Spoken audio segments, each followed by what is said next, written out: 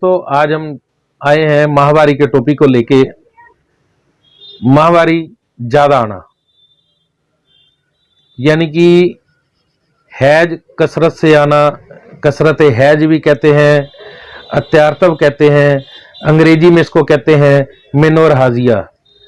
ठीक है, तो आज इसके बारे में आपको बताया जाएगा। जो माताएं बहनें इस तकलीफ से ज्यादा गुजर रही हैं तो इस टॉपिक को सारे को जरूर सुनना, ताकि आपके काम की चीज मिल जाए और शायद आप मेरे बताई चीज से आराम पा सके। तो इसमें क्या होता है कि माताओं बहनों को एक महीने में एक बार यानी कि 28 डेज का सर्कल होता है, उसमें मंथली सर्कल चलता है। माहवारी रजस्वला होना, लेकिन कुछ को एक महीने में 2 बार भी हो जाता है, 15-15 दिन के बाद, हफ्ते बाद भी हो जाता है। मैंने देखा है एक महीने में 3 बार भी हो जाता है। बेचारी बड़ी परेशान रहती, परेशानी का सबब बन जाता है उनके लिए। ना कहीं आ सकती, ना कहीं जा सकती, ना धर्म कर्म का कोई कार्य कर सकती, और घर में बैठी रहती परेशानी से। ऊपर से HB लेवल डाउन हो जाता है, क्योंकि ब्लीडिंग ज्यादा होगी तो खून तो कम होगा ना बॉडी से।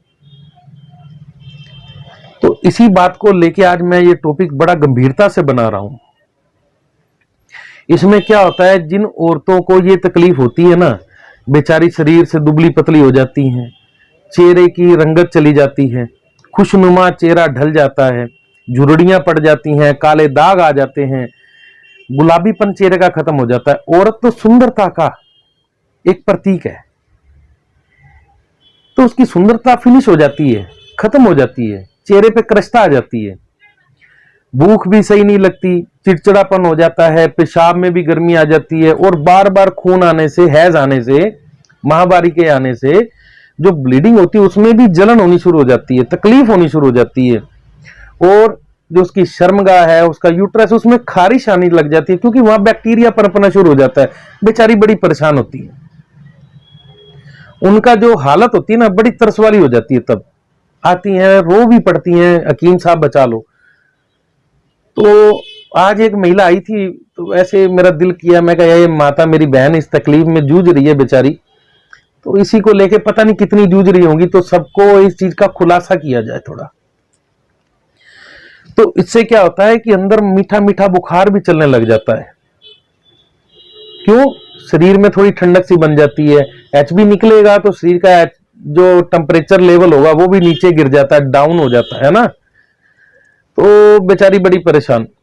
अब इसके मैंने लक्षण बता दिए जैसे, अब इसके कारण भी बहुत हैं, जैसे धूप में ज्यादा चलना, मेहनत का ज्यादा करना, कसरत ज्यादा करना, गर्म चीजों का खाना, जैसे करेले हो गए, अचार हो गई, उसमें जैसे लाल मिर्च का ज्यादा सेवन कर लिया, ज्यादा तेज मसाले खा लिए, कड़ी पकोड़ा खा लिया, बेसन के पकोड़े खा लिए, ये चीजों से भी ये तकलीफ बढ़ती है, कम नहीं होती। इस बात का याद रखना है, बार बार जो हैज का आना ये बढ़ जाती है। ठीक है, जैसे बेसन है, साग है, ये बंद करना पड़ेगा थोड़े दिन। तो ये हुई उसके कारण। इसके साथ साथ और भी बड़े कारण हैं, जैसे जिन औरतों का विवाह हो जाता है अपने से ज्यादा कद काठी वाले आदमी से, वो भी इस मुश्किल में आ जाती हैं। जो बचपन में छोटी आयु में ग्रस्त कर ले, उनको भी ये प्रॉब्लम आ जाती है, क्योंकि अंदर जो यूट्रस है ना, जो उसकी डिंब ग्रंथियां वो पूरी तरीके से पनप नहीं पाती, ना पनपने के कारण कमजोर होकर उनका मुंह भी खुल जाता है, कई बार सिकुड़ जाता है। क्योंकि इसके भी कारण बहुत हैं, हर एक के पीछे चलते जाए, गहराई में देखते जाए तो पर्दे बहुत निकलते हैं, बड़े पर्दे उठते हैं। तो हर एक की बड़ी बारीकी से नब्ज को चेक करके डिटोल कर फिर दवा मुआवजा किया जाता है हमारे मतलब पे। तो इसमें क्या होता है, जो माता बहन को ये तकलीफ होती है, उसकी जो नब्ज है ना, नाड़ी बड़ी तेजी से चलती है, भागती है तीव्र गति से, और द्रुत गति, हम उसको कहते हैं द्रुत गति से। आयुर्वेद की भाषा में आपको शायद समझ ना आए, लेकिन आपको मैं इसका छोटा सा सरल सा उपाय बताता हूं, वो आपने घर में करना है। वो करने से आपको फर्स्ट एड की तरह काम करेगा, हाथों हाथ रिजल्ट। लेकिन ये मत समझना कि दवाई नहीं हमें अब जरूरत पड़ेगी, दवा तो करनी पड़ेगी। अच्छे वैद्य हकीम के पास जाएं या अच्छी डॉक्टरनी के पास जाएं, जिनको भी आप अच्छा समझते हो कि हम अपने मन की बात कर सकते हैं और ये इंसान हमारा इलाज कर सकता है, उससे मशवरा जरूर करना है आपने। ठीक है, इलाज क्या है, आधा चम्मच सौंफ का पाउडर, आधा चम्मच छोटी इलायची का पाउडर, दोनों को मिक्स कर ले और एक गिलास खोलता गर्म, फुल गर्म पानी हो तो उसमें डाल के ढक दो। ढकने के बाद जब वो ठंडा हो जाए, अगर सीधा ही पी सकते हो तो सीधा पी लो, नहीं तो उसको छान कर पी लो। देखो सौंफ भी आप घर में खाते हो, इलायची भी खाते हो, तो नुकसान तो इसका नहीं है ना, लेकिन काम बहुत बढ़िया करेगा इसके ऊपर, ये भी बात पक्की है। बेचारी आती हैं बहुत सारी मेरे पास, हकीम साहब आपसे फोन पे बातचीत हुई थी तो आपने मेरे को ये चीज बताई, मेरे को आराम आ गया, मैंने बहुत से इंजेक्शन तक लगवा लिए लेकिन आराम नहीं आ रहा था, क्या जादू किया, आपके पास कोई जादू है? मैं हंस देता हूं, मैं कहा भाई जादू नहीं है, ये आयुर्वेद का आशीर्वाद है और कुछ नहीं है। आयुर्वेद की ही कृपा है, भगवान धन्वंतरी की, जो सब पे बरस रही है, लेकिन हमें इकट्ठी नहीं करनी आती क्योंकि हमें सिखाने वाला कोई नहीं है और हम सीखना भी नहीं चाहते, ये भी बात पक्की है ना।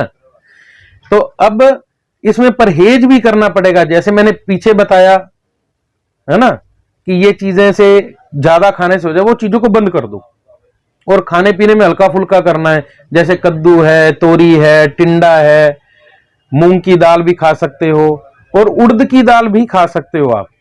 केले खाओ, सेब खाओ पीले वाला छिलका उतार कर, खीर खा सकते हो।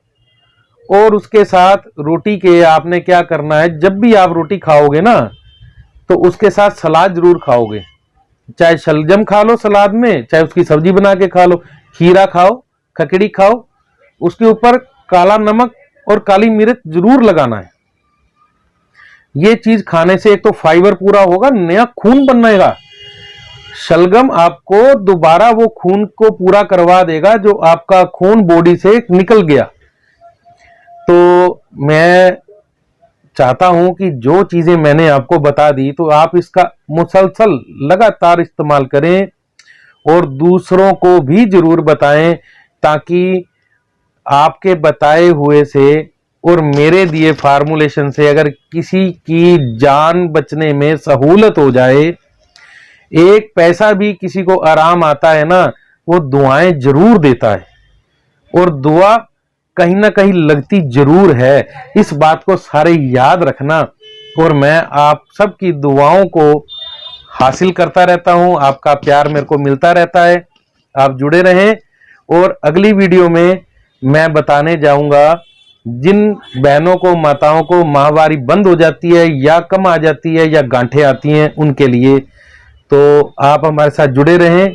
अगर आपका कोई सवाल हो तो आप मैसेज डाल सकते हैं, तो आपको जवाब दिया जाएगा। नमस्कार, जय भारत, जय आयुर्वेद।